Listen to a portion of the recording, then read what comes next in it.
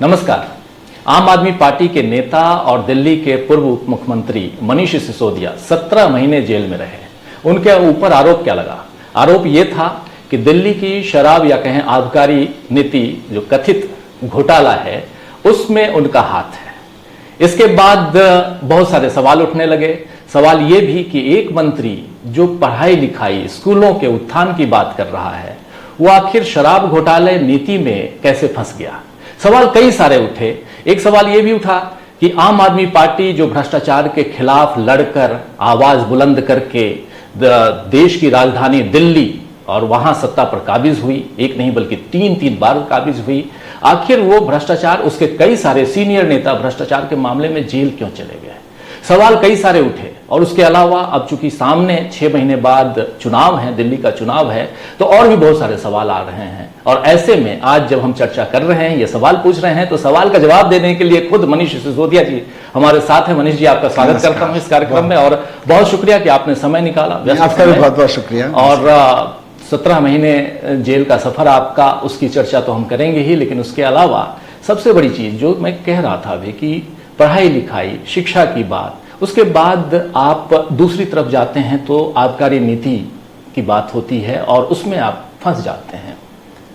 कभी मलाल नहीं हुआ कि कहां पढ़ाई लिखाई की बात कर रहे थे, कितना अच्छा, पूरी दुनिया में नाम चर्चा, उसके बाद एक नाम यह भी कि आप इधर, क्योंकि आपके ऊपर ऐसे आरोप भी लगते हैं कि देखो दो बिल्कुल अलग अलग, एक नॉर्थ पोल तो दूसरा साउथ पोल।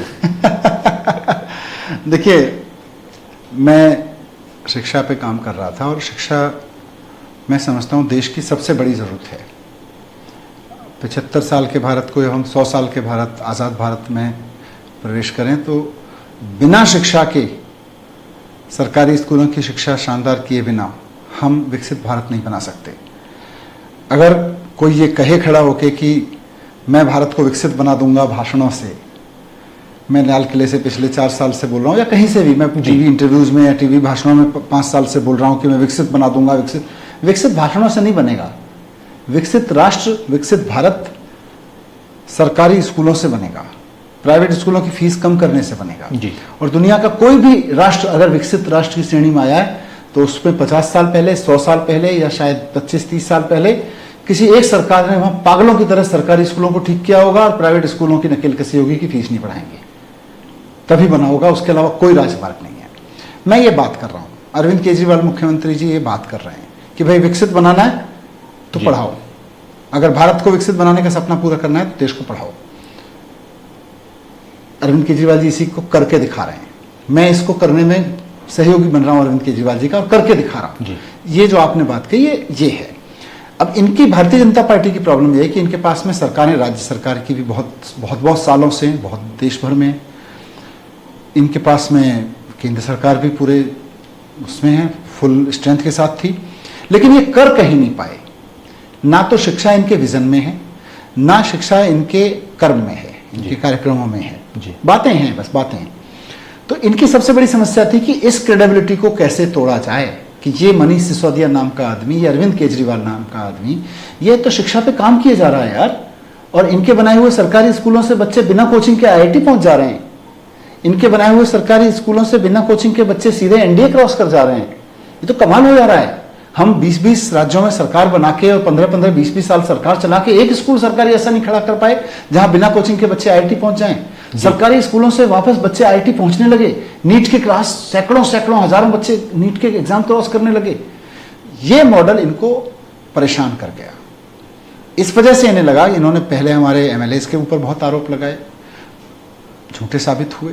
इन्होंने मेरे ऊपर पहले भी CBI की रेड कराई 2017, 18, 19 में, शायद 18-19 में, वो भी झूठी साबित हुई। इन्होंने वैसे झूठे आरोप लगाए थे। इन्होंने मेरे ऊपर सरकारी स्कूलों में कमरे बनाने से लेके लिफ्ट लगाने के लिए, स्विमिंग पूल बनाने के लिए भी आरोप लगाए। इतने लैब इतनी शानदार क्यों बना दी, 5 स्टार क्यों बनवा दी। भाई मेरे बच्चे 5 स्टार स्कूलों में पढ़ेंगे, मैंने बनवाया, ये कुछ नहीं बिगाड़ पाए मेरा।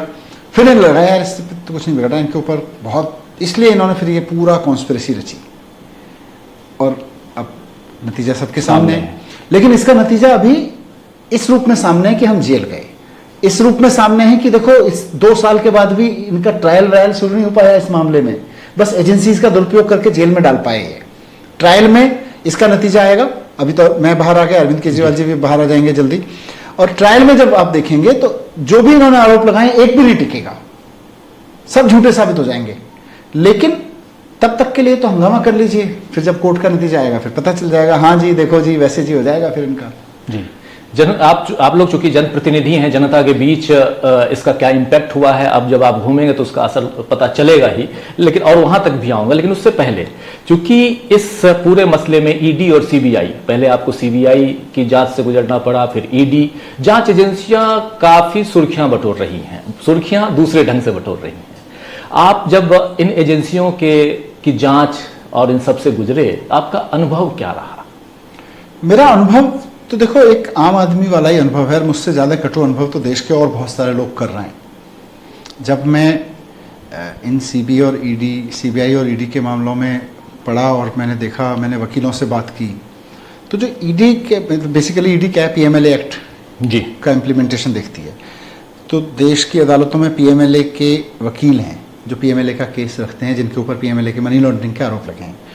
तो मैं हैरान हो गया कि हम तो चलो पॉलिटिकल पार्टी हैं, हम तो सामने वाली पार्टी जो केंद्र में बैठी हुई है, जिसके अंडर में सीबीआई और ईडी हैं, एजेंसीज हैं, उनके राइवलरी पार्टी हैं पॉलिटिकल में, हमारे ऊपर वो सीबीआई ईडी का दुरुपयोग कर रहे हैं तो चलो एक बात है। इस देश के व्यापारियों के ऊपर सीबीआई ईडी का दुरुपयोग भयंकर तरीके से हो रहा है। एजेंसीज का जितना दुरुपयोग इस सरकार ने किया है, मुझे नहीं लगता, मैं भी पत्रकार रहा हूं, देश में किसी सरकार ने कभी भी एजेंसीज का इस्तेमाल व्यापारियों के खिलाफ इस तरह से लेफ्ट राइट सेंटर किया होगा। और खुलेआम नोटिस ऑफिशियली खुलेआम दे रहे हैं और उनसे चंदा ले रहे हैं रिकॉर्ड पे। ईडी का नोटिस जाएगा, कुछ दिन बाद चंदा आएगा, इनकम टैक्स का नोटिस जाएगा, कुछ दिन बाद चंदा आएगा। ये तो भलाओ ऑनरेबल सुप्रीम कोर्ट का और उसके बाद मीडिया का, जिसने सारी कच्चे चिट्ठे खोले और दिखाया कि देखो भाई इस तारीख को ईडी का नोटिस गया और यहाँ चंदा आया फिर नोटिस गायब, इस तारीख को नोटिस गया इनकम टैक्स का, यहाँ से चंदा आया और फिर नोटिस गायब। तो ईडी मतलब एजेंसी का नोटिस और चंदे का सीधा सीधा धंधा है। ये अनुभव मुझे लगता है सबसे कड़वा अनुभव है देश के इतिहास में। ये लोकतंत्र को खतरा है। आप 16 महीने के बाद आपने गुहार लगाई कोर्ट में कि अब कितना रखोगे। क्या आपको निराशा आ गई थी? क्या आपको ये भाव पैदा हो गया था कि अब तो यहीं पड़े हुए? नहीं, निराश में कभी नहीं हुआ जी। मुझे हमेशा इस बात पे भरोसा था कि एक दिन सच्चाई की जीत होगी। मैं सच्चा हूं ये मुझे पता था, मेरे परिवार को पता था, मेरी टीम को पता था। अरविंद केजरीवाल जी सच्चे हैं, कितने कट्टर ईमानदार हैं ये मुझे पता है। हमारे परिवारों को, हमारी पार्टी को और दिल्ली के लोगों को भी, देश के लोगों को भरोसा है, पूरा पता है। लेकिन हमें उम्मीद थी कि एक ना एक दिन तो न्याय मिलेगा, एक ना एक दिन तो होगा, क्योंकि हमने गलत नहीं किया। गलत किया होता तो हमें लगता कि यार ये चीज तो फंस गई, अब क्या होगा। पर ये क्या होगा का सवाल मेरे मन में कभी आया ही नहीं। कब होगा, कब बेल मिलेगी, ये था। टाइम लगता है, अदालत की प्रक्रियाएं हैं, अदालत की अपनी कह सकते हैं कि प्रोसीडिंग्स हैं, उनमें जी टाइम लगता है। लेकिन अच्छा ये रहा देखने में कि ये तानाशाही की पराकाष्ठा थी। आम आदमी पार्टी का केस अपने आप में राजनीतिक तानाशाही की पराकाष्ठा थी कि जिस पार्टी से हम राजनीतिक विरोध रखते हैं उसके सारे ऊपर के नेताओं को उठा उठा के झूठे केस लगा के ईडी के, और ईडी के केस का मतलब है कि ऐसे ऐसे कानून की धाराएं लगा के जो आतंकवादियों के ऊपर, टेरर फंडिंग करने या ड्रग माफिया की फंडिंग करने वालों के ऊपर लगाए जाते हैं, वो वाली धाराएं लगा के इनको नेताओं को अंदर जेल में डाल दो ताकि इनकी बेल मुश्किल हो जाए। ट्रायल व्रायल तो कुछ होना ही नहीं है उसमें, बेल मुश्किल हो जाए। तो वो बेल मुश्किल वाले कानून लगा लगा के हमको अंदर किया गया। ये बहुत बड़ा अटैक था, पर मुझे खुशी है कि उसको हम हमारे परिवार, हमारी पार्टी एकजुटता के साथ सर्वाइव कर गए और पूरी तरह से इससे बाहर निकल रहे हैं। जेल के दिनों का जरा अनुभव समझना चाहता हूँ। खूब आपने पढ़ाई की है सुना, और खूब लिखाई भी की है।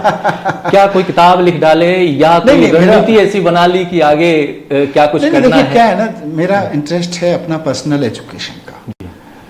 तो शिक्षा मंत्री के रूप में काम करते हुए बहुत सारे अनुभव हुए, बहुत सारी जिज्ञासाएं पैदा हुई। मैं दुनिया भर में शिक्षा के मॉडल्स भी देखने गया। अब मैंने उन मॉडल्स को और उनको और डीप इतिहास में पढ़ा। मैंने देखा कि कैसे जिस राइट टू एजुकेशन की, सर्व शिक्षा अभियान की बात हम 2011 में अपने देश में कर रहे हैं, 10 में जी, वो बात जापान में 1903 में पूरी हो गई थी। जो ऑल गर्ल चाइल्ड एजुकेशन, हर लड़की को भी स्कूल भेजना है, ये मिशन हम पिछले 10, 15, 20 साल से देश में चलाने की कोशिश कर रहे हैं, बेटी बचाओ और पढ़ाओ। वो गर्ल चाइल्ड एजुकेशन का 100% एनरोलमेंट कभी अमेरिका ने 1890 में हासिल कर लिया था, फिनलैंड में क्या हुआ, इंग्लैंड में क्या हुआ, या इवन सिंगापुर जैसा देश जो रिसेंटली आज़ाद हुआ, बहुत पुराना नहीं है, 50 साल पहले, वहाँ के प्रधानमंत्री ने एक नियम बना दिया जिस समय कि भाई देश में केवल ग्रेजुएट महिलाएं बच्चे पैदा करेंगी, क्योंकि हमारे पास रिसोर्सेज नहीं है, हमारे पास पानी तक नहीं है पीने का। रो पड़े वो टेलीविजन इंटरव्यू में। और उसके बाद में उन्होंने कहा हम शिक्षा से सिंगापुर को खड़ा करेंगे। वो सिंगापुर जो पूरी तरह से बर्बाद था, एक बहुत ही गंदी झुग्गी बस्ती की तरह था, वो सिंगापुर उन्होंने शिक्षा पे काम किया 4-5 साल, और फिर नियम बनाया कि केवल ग्रेजुएट महिलाओं को बच्चे पैदा करने का अधिकार होगा। आप देखिए कितना बड़ा स्टेप था। बोले कि ग्रेजुएट महिलाएं बच्चे पैदा करेंगी, तो पहली बात तो ग्रेजुएट माँ की देखरेख में बच्चे जो पलेंगे वो अलग तरीके के सिंगापुर को बनाएंगे। फिर ग्रेजुएट महिलाएं होंगी तो भैया लड़कों को भी पढ़ना पड़ेगा शादी करने के लिए जी। वो उन्होंने तो, और जब लड़के और लड़की दोनों ग्रेजुएट मिलने लगेंगे तो देश में वर्कफोर्स हो जाना कितनी जरूरत खड़ी हो जाएगी। ये एक तीर से उन्होंने कई शिकार कर डाले। और सिंगापुर आज हमारे जिसमें हम देखते हैं उसमें कहीं ना कहीं शिक्षा का बहुत बड़ा योगदान है। तो दुनिया के देशों को विकसित बनाने में या उनको एक प्रोग्रेसिव इकोनॉमी बनाने में, तरक्की करने में एजुकेशन का क्या योगदान रहा है, कौन सी पॉलिसी रही, किस वक्त कौन सी पॉलिसी किस सरकार ने लागू की, उसको कैसे इंप्लीमेंट किया, इस पर मेरा बहुत डीप अध्ययन हुआ और उसके मैंने खूब नोट्स बनाए। मैंने उसको खूब नोट्स बनाए, इसलिए नहीं कि मैं कोई किताब लिखना चाहता हूँ, बल्कि इसलिए कि कल को मेरी पार्टी की अलग अलग सरकारें बनेंगी। आज पंजाब में सरकार है, उनके साथ भी मैं बहुत शेयर करूंगा। आतिशी हैं, आज शिक्षा मंत्री के रूप में काम कर रही हैं, मैंने उनके साथ बहुत सारी चीज़ें शेयर की। तो मुझे लगता है और भी देश के शिक्षा मंत्रियों को उसकी तरफ ध्यान देना होगा, तो ये कहीं ना कहीं काम आएगी पढ़ाई। तो पठन पाठन लिखाई पढ़ाई के अलावा और क्या दिनचर्या थी वहाँ? पठन पाठन लिखाई पढ़ाई, उसके अलावा मेडिटेशन कर लीजिए, अखबार पढ़ लीजिए। एक इस कमरे के आधे जितना एक ये सवाल इसलिए कर रहा हूँ मनीष जी, क्योंकि एक जननेता, अभी देख रहा हूँ इतने व्यस्त हैं आप जब से आए तब से, और हमेशा व्यस्त रहते हैं, वो अचानक चार दीवारी में कैद हो जाए और कुछ किताबें, कुछ लिखने पढ़ने की चीजें हो, उसके अलावा कुछ नहीं, तो दिमाग में बहुत सारी चीजें चलती हैं। एक छोटा सा कमरा था, जितना बड़ा ये रूम है इसका आधा मान लीजिए, उसमें मैं मतलब 24 घंटे में से 15 घंटे उसमें लॉक रहता था, और 7, 8, 9 घंटे के लिए फिर एक छोटा सा कंपाउंड था, उसके सामने मैंने ओपन एरिया था, कुछ पेड़ वेड़ लगे हुए थे, तो वहाँ घूमने की परमिशन थी। बस उतनी ज़िंदगी थी 17 महीने। कोर्ट आना या कभी हॉस्पिटल वगैरह जाने के लिए, डेंटल वेंटल के लिए मैं निकला बाहर, पर ओवरऑल मैं उसी में रहा।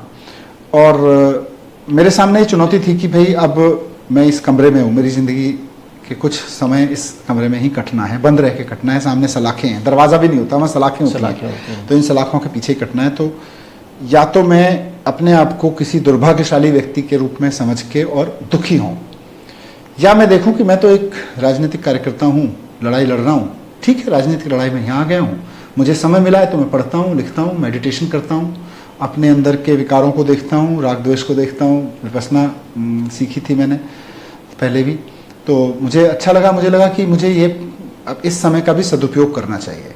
तो उस सदुपयोग में जैसा मैंने कहा, पढ़ाई लिखाई की, खूब मेडिटेशन करने की कोशिश की। कितना कर पाया ये तो ईश्वर जानता है और मैं जानता हूँ, पर कोशिश की। और साथ साथ फिर चिंतन मनन रहा, बस यही था, उसके अलावा कोई ऑप्शन भी नहीं। इस दौर में जब अरविंद केजरीवाल जी जेल में थे, उनसे पहले संजय सिंह गए, एक लंबी वो तो खबर तो मिलती ही होगी कि अब ये, फिर उसके बाद ये। हाँ बिल्कुल, टीवी पे देखता था, अखबारों में पढ़ता था। तो पार्टी को लेकर चिंता हुई क्या? एक्चुअली दोनों चीजें एक साथ होती थी। मैं कहूँ कि कुछ नहीं, मैं तो बड़ा बेखौफ बैठा हुआ था, चिंता भी होती थी, लेकिन चिंता के साथ साथ जब चिंता के विचार आते थे तब कॉन्फिडेंस के विचार भी आते थे कि देखो, चिंता की बात तो है कि पार्टी के सारे लीडर्स को एक के बाद एक अरेस्ट किए जा रहे हैं, लेकिन प्रशंसा की बात यह है, कॉन्फिडेंस की बात यह है कि उसके बावजूद पार्टी एकजुट खड़ी है और मजबूती से खड़ी है, और हमारा कोई नेता डर नहीं रहा। हमारा कोई एमएलए, हमारा कोई एमपी, कोई काउंसलर, हमारे जो और पार्टी के कार्यकर्ता हैं, ना टूटे, ना बिखरे, ना झुके। मतलब ये हमेशा उस चिंता को बहुत छोटा कर देते थे। इंडिया गठबंधन का भी गठन उसी दौरान हुआ, खबर तो मिली होगी आपको। आपने क्या सोचा इस विषय में? नहीं, मुझे भी लगा कि देखो, तानाशाही के इस दौर में आज आम आदमी पार्टी को कर रहे हैं, उससे पहले हेमंत सोरेन को भी गिरफ्तार किया, उधर मतलब सोरेन साहब को गिरफ्तार किया, उधर शरद पवार साहब की पार्टी तोड़ी, उसके उधर ठाकरे जी की पार्टी तोड़ी, उसके अलावा भी देश भर में उत्तराखंड से लेके अरुणाचल से लेके कहाँ कहाँ इन्होंने ये प्रयोग नहीं किए कि धमकाओ पार्टी तोड़ो सरकार गिराओ, धमकाओ पार्टी तोड़ो सरकार गिराओ। फिर जहाँ की सरकारें नहीं गिरा पा रहे हैं वहाँ के मुख्यमंत्रियों के ऊपर केस लगाओ झूठे सच्चे और उनको जेल में डालो। जहाँ की सरकारें नहीं गिरा पा रहे हैं विपक्ष की, वहाँ राज्यपालों को सरकारों को काम मत करने दो। सिर्फ दिल्ली नहीं, कश्मीर से लेकर कन्याकुमारी तक पूरा ट्रेंड बना हुआ है। तो राज्यपालों का दुरुपयोग, एजेंसीज का दुरुपयोग, ये भयंकर अलोकतांत्रिक असंवैधानिक काम हो रहा है, देश की आत्मा के खिलाफ है। आपने आज ये खबर सुनी होगी। तो मैं वो बोल रहा था कि फिर मुझे लगता था कि इस वक्त आम चुनाव एक अवसर है और देश के लोगों को इसका जवाब देना चाहिए और देश की पॉलिटिकल फोर्सेस को इकट्ठा होकर लोगों तक ये मैसेज ले जाना चाहिए। और मुझे खुशी है कि इनके 400 पार का अहंकार देश के लोगों ने तोड़ा। जी जी, राज्यपालों पे आऊंगा, एक बहुत इंपॉर्टेंट सवाल है, मैं थोड़ा आगे आके आता हूं, लेकिन एक सवाल, जब इंडिया गठबंधन आम आदमी पार्टी और कांग्रेस दोनों मिलकर चुनाव लड़ती है, लोकसभा चुनाव, दिल्ली में क्या कारण था कि वो रिजल्ट नहीं आ पाया? कुछ आप दिल्ली में एक पैटर्न जो है पिछले 3 चुनावों से हम देख रहे हैं। 2014 में हमने देखा, फिर 15 में दिल्ली सरकार का चुनाव हुआ तो भयंकर बहुमत मिला, 19 में फिर देखा, फिर 2020 में चुनाव हुआ, फिर भयंकर बहुमत मिला, प्रचंड बहुमत मिला। ये पैटर्न कायम है, इसको मैं अभी इसी रूप में देखता हूँ। निश्चित रूप से जब अगला लोकसभा चुनाव होगा तो उस वक्त से पहले हम इस सारी चीज़ों का और एनालिसिस करके समझने की कोशिश करेंगे, मैसेजिंग को समझने की कोशिश करेंगे। लेकिन इसमें खुशी है कि दिल्ली अपने पैटर्न पे कायम है। तो जब 2024 का चुनाव होगा, 25 का चुनाव होगा फरवरी में, 24 के बाद, तो दिल्ली का वो पैटर्न कायम रहेगा, एक उम्मीद उससे भी है। तो क्या 2025 का चुनाव इंडिया गठबंधन के साथ या अलग अलग? नहीं, मतलब देखिए, आम आदमी पार्टी इन प्रिंसिपल पूरे देश में इंडिया गठबंधन के हिस्से के रूप में लोकसभा चुनाव में भाग ली। जहां हमारे कैंडिडेट नहीं भी थे, जहां हमारा गठबंधन नहीं था, वहां भी हमारे नेताओं ने जाकर प्रचार किया। तो ये इंडिया गठबंधन का हिस्सा होने का मतलब है। जी। अब इंडिया गठबंधन के लोग किस चुनाव में, कौन सी पार्टियां किस राज्य में साथ लड़ेंगी और किस में नहीं लड़ेंगी, ये लोकसभा चुनाव में भी देखिए अलग अलग प्रिंसिपल पे काम हुआ। जैसे वेस्ट बंगाल में हुआ, वेस्ट बंगाल में हुआ, इवन दिल्ली और पंजाब में आप देखिए, जिन 2 पार्टियों ने यहाँ मिलकर चुनाव लड़ा, उन दोनों पार्टियों ने वहां मिलकर चुनाव नहीं लड़ा। इंडिया गठबंधन की दोनों हिस्से थी और ये बहुत पार्टियों में हुआ। तो इंडिया गठबंधन का हिस्सा होना एक बात है, लेकिन मिलकर चुनाव कहाँ लड़ना है और कहाँ नहीं लड़ना, ये हर चुनाव की अलग डायनेमिक्स पर निर्भर करेगा। तो वो डायनेमिक्स अभी दिल्ली की जब सामने आएगी तो हम उसको तय करेंगे, जब हरियाणा की सामने आएगी तो उसको अब चूंकि हरियाणा और जम्मू कश्मीर के चुनाव की घोषणा हो गई, 2 महत्वपूर्ण बातें यहाँ पे हैं। एक तो नरेंद्र मोदी जी भाषण देते हैं एक राष्ट्र एक चुनाव का, और दूसरे दिन चुनाव की घोषणा होती है और घोषणा में 4 चरणों में चुनाव, मतलब 3 तो जम्मू कश्मीर है, एक इधर, मतलब 3 दिनों में चुनाव है। तो इसके लिए आम आदमी पार्टी कितना तैयार है? देखिए, ये मुझे भी आश्चर्य लगा कि प्रधानमंत्री जी कहते हैं भाई मैं इस पक्ष में हूँ कि एक 1 नेशन 1 इलेक्शन हो, पर जो इलेक्शन परंपरागत रूप से एक ही धार में होते रहे थे, जैसे हरियाणा, महाराष्ट्र, झारखंड, ये तो एक ही ब्रैकेट में होते रहे थे, एक ही टाइम पीरियड में होते रहे थे। ये 1 इलेक्शन था, उसको भी आप एक साथ नहीं करा पा रहे। आप कह रहे हैं हम सारे देश का चुनाव एक समय एक साथ करा दिया करेंगे, उसमें घुसना चाहते हैं। पहले देख तो लो। तो आप, ये भी जुमला है इनका जी है, जिस दिन लाल किले से जुमला देते हैं उससे अगले दिन में अनाउंस कुछ और होती है। तो खैर एनीवे, तो ये चुनाव घोषित हो गया। अब हरियाणा, जम्मू कश्मीर में भी पार्टी क्या करेगी, कैसे करेगी, अब आने वाले समय में तय होगा। अरविंद जी भी अब थोड़े दिन में बाहर आने वाले हैं, तो मिलकर सब तय करेंगे कि आगे की रणनीति क्या रहेगी, कैसे रहेगी। एक अरविंद जी का नाम आया तो एक बड़ा सवाल बार बार गूंजता रहा। कई लोगों ने हालांकि सवाल का जवाब आपसे ले लिया है, लेकिन फिर भी मैं अपने दर्शकों के लिए लेना चाहता हूं कि अरविंद केजरीवाल जी देखो गए जेल के अंदर तो उन्होंने अपना पद नहीं छोड़ा और आपसे आपका पद ले लिया गया और इन लोगों के बीच नहीं बनती है, ऐसी बातें जरा उस पर क्लेरिफाई कर दीजिए, क्या है वो? देखिए, मेरे और अरविंद जी के बीच क्या रिश्ता है, ये मैं और अरविंद जी ही दिल से समझ सकते हैं। इसको राजनीतिक चश्मे से कोई देखने की कोशिश करेगा तो बहुत बड़ा धोखा खा जाएगा। अरविंद जी मेरे मित्र भी हैं, मेरे पारिवारिक घर के सदस्य भी हैं, मेरे भाई जैसे हैं, लेकिन मेरे गुरु भी हैं और मैं ये दिल से बोल रहा हूँ। मैं आपको बताऊं कि जिस दिन मुझे ज़मानत हुई, ऐसा मैं मानता हूं कि इस धरती पर जितने लोग मेरी ज़मानत होने से खुश थे, इंक्लूडिंग मेरी वाइफ और मेरे बेटा, इस धरती पर अगर कोई शख्स सबसे ज्यादा खुश हुआ होगा मेरी जमानत की खबर से तो उसका नाम अरविंद केजरीवाल है। ये मेरा अरविंद जी के बीच रिश्ता मैं जानता हूं जी कि वो आदमी जेल में बैठा हुआ कितना खुश हुआ होगा, उतना खुश शायद मेरी पत्नी, मतलब उस रिश्ते का आप आकलन नहीं कर सकते हैं, लेकिन शायद शब्दों में बयान करने की कोशिश कर रहा हूं कि ना, मतलब मेरी पत्नी और मेरे बेटे से भी ज्यादा खुश अरविंद केजरीवाल हुए होंगे जिस दिन मेरी जमानत हुई थी। तो उस रिश्ते के बीच दरार डालने की बचकानी राजनीतिक कोशिश एक और तो ये मुझे सब मजाक लगता है। मुझे लगता है कि यार खासतौर से जो लोग ये विस्परिंग उड़ाते हैं, मुझे लगता है जो जैसा होता है वैसी विस्परिंग उड़ाता है। तो एक विस्पर का क्लैरिफिकेशन और दे दीजिए, ये कि अरविंद केजरीवाल जी अभी जेल में हैं और आपकी उम्मीद नहीं थी, आप बाहर आ गए, आप बीजेपी के संपर्क में हैं, हो सकता है आप पार्टी तोड़ दें, इस पर क्या कहना है? जब मुझे ईडी सीबीआई की रेड हुई थी उस वक्त भी धमकाया गया था जी कि देख लो अब ईडी का नंबर आ रहा है और ईडी में अरेस्ट होने के बाद जमानत नहीं मिलती है, उससे पहले देख लो। तो उसी वक्त मेरे विचार में दूर दूर तक ऐसा सवाल नहीं उठ सकता था। तो अब तो मतलब ये सब ना बचकाने, अब तो 17 महीने मेरा ये कहना है कि ये सब ना मुझे बहुत, जब भी कोई इस तरह की बात करता है तो मुझे लगता है कि यार ये सब ना राजनीति में जितने चरित्रहीन लोग इन्होंने देखे हैं उन्हीं के दायरे में वैसा ही सोच सकते हैं। इस तरह की विस्परिंग उड़ाने वाले लोग उससे ऊपर ये सोच नहीं सकते, क्योंकि उससे ऊपर की राजनीतिक संबंधों वाले, पारिवारिक संबंधों वाले, व्यक्तिगत संबंधों वाले लोग इनको मिलते नहीं है, इनकी जिंदगी में है नहीं, इसलिए बेचारे जानते नहीं है कि किसी के व्यक्तिगत संबंध भी कुछ हो सकते हैं। इनको लगता है राजनीति में लोग एक दूसरे का सर ही फोड़ रहे होंगे, इनको लगता ही नहीं कि कोई एक दूसरे के लिए जान भी दे सकता है। तो ये समझ भी नहीं सकते उन चीज़ों को, और मुझे नहीं लगता है कि मैं भी क्यों समझाने की कोशिश करूं। बहुत धन्यवाद उन लोगों का, शुभकामनाओं के लिए। आपने एक सवाल उस समय पूछा था, उसका जवाब मैं यहाँ भी दे देता हूँ, क्योंकि अरविंद जी ने इस्तीफा क्यों दिया, क्यों नहीं दिया। जी ये बहुत ज़रूरी हो गया था, क्योंकि देश की राजनीति में जिस तरह का मैंने अभी जिक्र किया आपके इंटरव्यू में भी, कि एक ट्रेंड इन्होंने शुरू किया भारतीय जनता पार्टी ने कि भाई जो विपक्ष की सरकार हो उसको साम दाम दंड भेद से उसकी पार्टी को तोड़ो और सरकार गिराओ। कई राज्यों में इन्होंने काम किया, कुछ राज्यों में, विपक्ष के राज्यों में इनका ये प्रयोग सफल हुआ और कुछ में नहीं हो पाया। तो जहां नहीं हो पाया उन्होंने ये ट्रेंड चलाया कि भाई मुख्यमंत्रियों के खिलाफ झूठे आरोप लगाओ और उनको जाग डालो।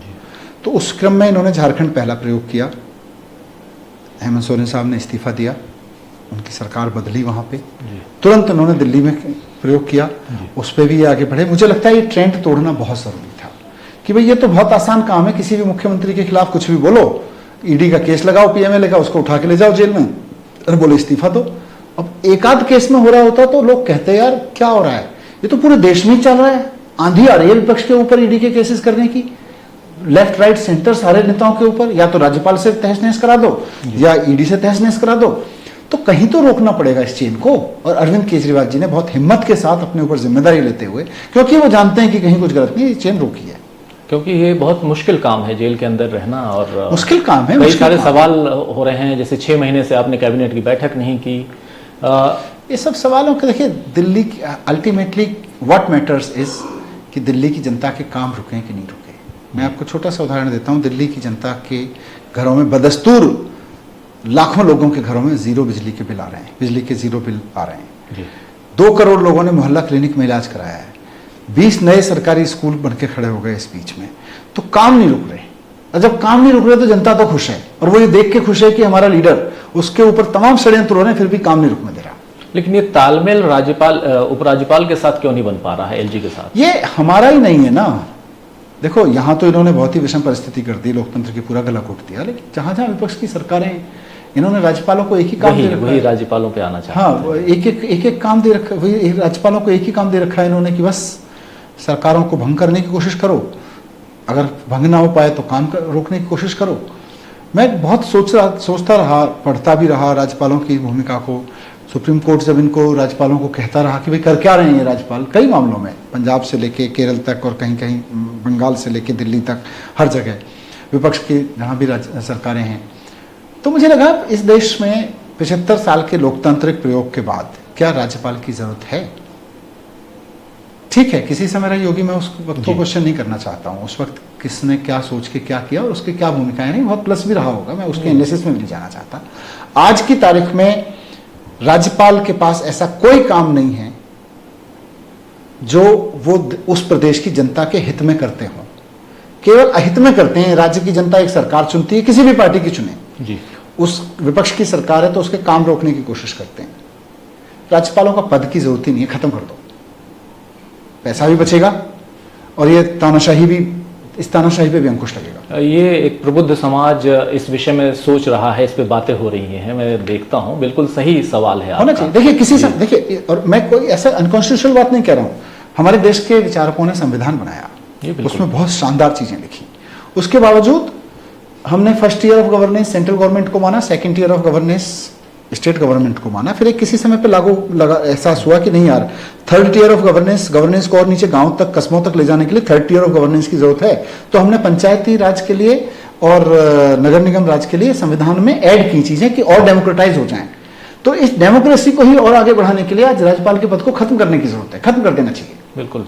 अब चूंकि अब 6 महीने बाद चुनाव है, चुनाव में जाना है, मुझे याद आ रहा है कि उस समय आप लोगों ने पूर्ण राज्य के दर्जे की बात की थी दिल्ली की, लेकिन पूर्ण राज्य तो दूर, कई सारे आपके जो अधिकार थे वो भी छीन लिए गए। अब कैसे करेंगे? क्या भरोसा दिलाएंगे दिल्ली? नहीं, दिल्ली के लोगों को तो एक ही भरोसा है कि ये टीम अरविंद केजरीवाल जी के नेतृत्व में लड़ती है, झगड़ती है, लेकिन हमारे काम कर देती है, काम करवा लेती है, चाहे सेंट्रल गवर्नमेंट कितना ही रोकने की कोशिश करे। और दिल्ली के लोग ये भी देख रहे हैं कि उनके बाजू में हरियाणा की सरकार है, उत्तर प्रदेश की सरकार है, वहां लड़ाइयां नहीं है लेकिन काम भी नहीं है।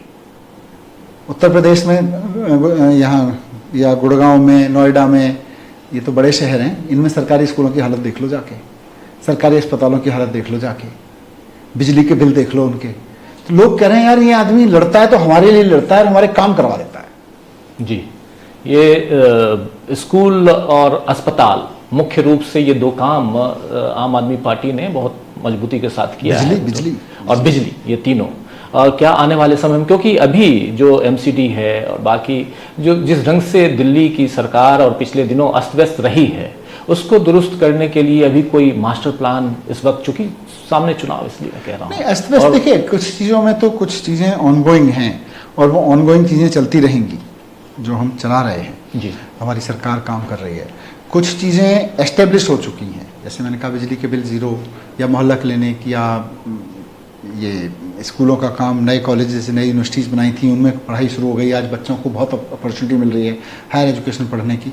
तो ये सब काम शुरू हो चुके हैं, इनको कोई लुकबैक नहीं है। अब बहुत सारे काम हैं जिनमें हर्डल्स आएंगी, उनको लड़ के ठीक करेंगे। तो मनीष जी, आखिरी सवाल, मैं समझ रहा हूँ कि दिनचर्या पदयात्रा में जी, पदयात्रा, तो अभी आगे की प्लानिंग क्या है? पदयात्रा की अभी तैयारी देख रहा हूँ, उसके अलावा क्या करेंगे और कैसे आगे अपनी जो फौज है आपकी आम आदमी पार्टी की, उसको कैसे और मजबूत? देखिए, आम आदमी पार्टी की फौज तो मेरे जेल में रहने के दौरान, केजरीवाल साहब के जेल में रहने के दौरान ही जितनी मजबूत हो गई, मुझे नहीं लगता कि उस पर मजबूती पे हमें चिंता करने की अब जरूरत है।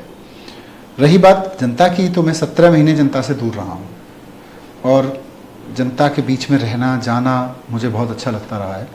पार्टी के कार्यकर्ताओं की भी इच्छा थी कि मैं चलूँ, तो बस अब मैं तो निकल पड़ा हूँ जनता पे।